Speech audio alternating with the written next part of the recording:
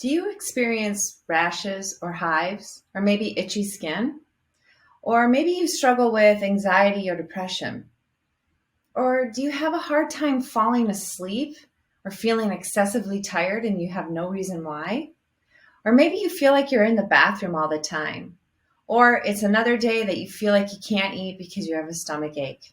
These are all symptoms that may be related to excessive histamine in your body, which cannot be released. Hi, my name is Marcy Vasky, and I'm a functional medicine nutritionist, and I specialize in helping people get rid of those bothersome gut issues like constipation, diarrhea, bloating, gas. If that resonates with you, you can find our link below to our clinic, which can help. You can set up an initial appointment with us, and we'll dig through it all and figure out what's going on. Also, I'll send out link to our free guide, which is 5 ways to improve gut health. That way, if you just want to dig a little deeper on your own, you can figure out a few things. If not, you can make that initial appointment with us.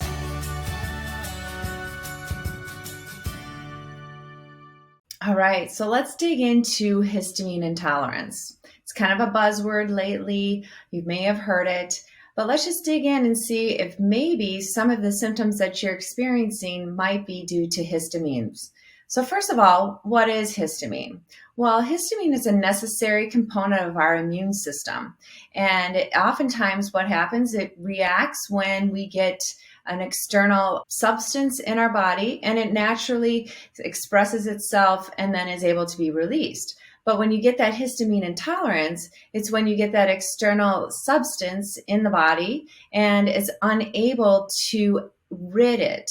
And so you have this overabundance or excess of histamine. So why may you not be able to rid some of those excess histamines out of the body? Well, some people actually have lower levels of diamine oxidase, in short, DAO. And when we don't have those pathways open correctly, then that's when those histamines can get backed up.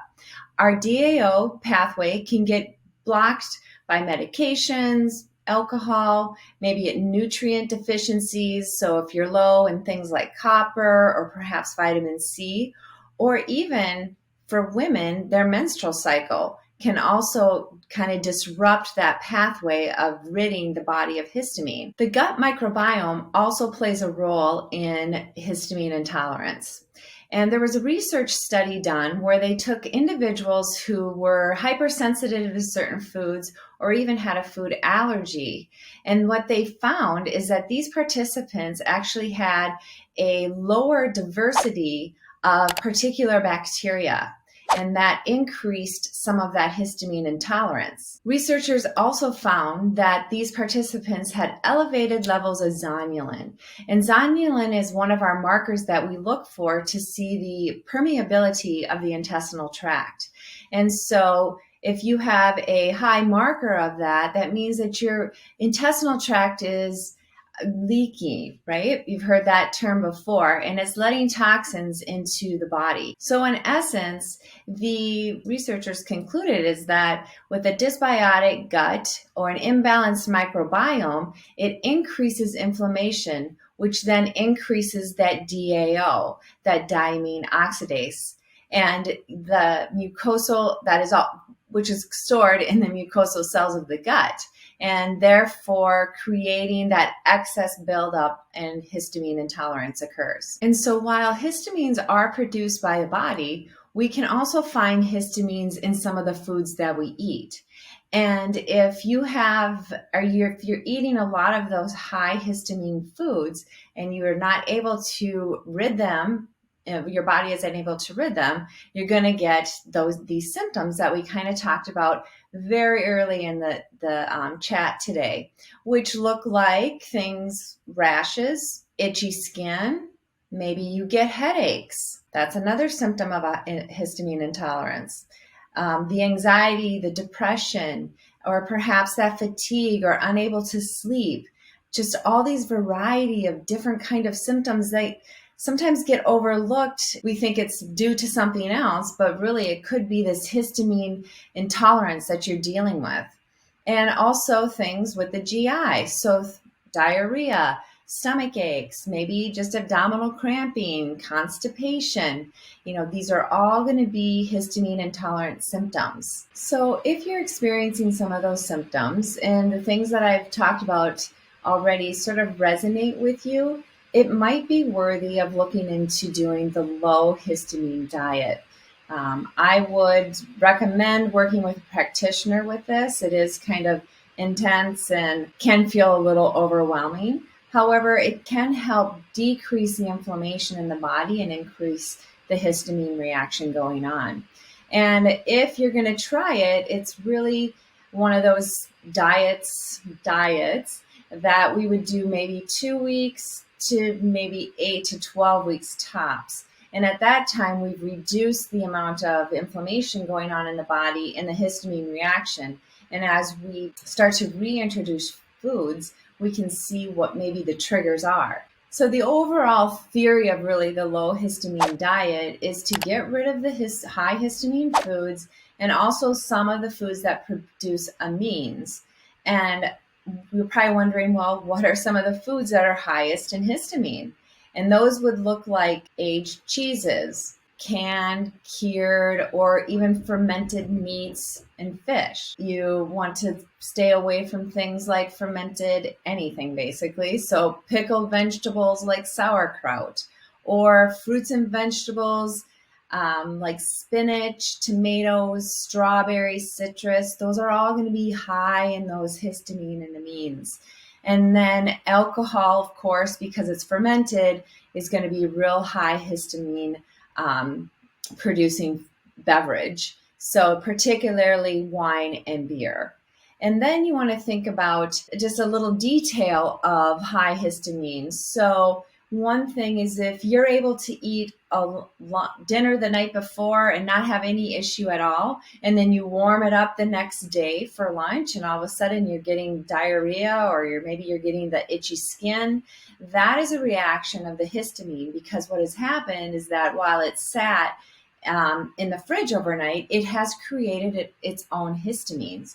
So one of the big things that you'll want to stay away from if you try maybe reducing your histamine load would be consuming leftovers. And when you're doing something like this, like the low or the high histamine or the low histamine diet, what you want to really just focus on are the things you can have instead of the things you can't have, because that feels really overwhelming, I think, when I think about, oh, I can't do this, I can't do that, versus, well, this is what I can do.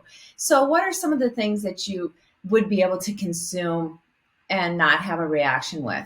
Pretty much anything fresh. So most fresh vegetables are going to be fine.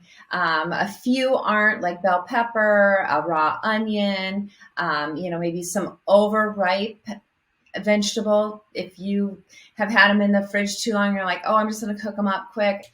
Probably not want to do that because it has fermented or created some of its own histamines.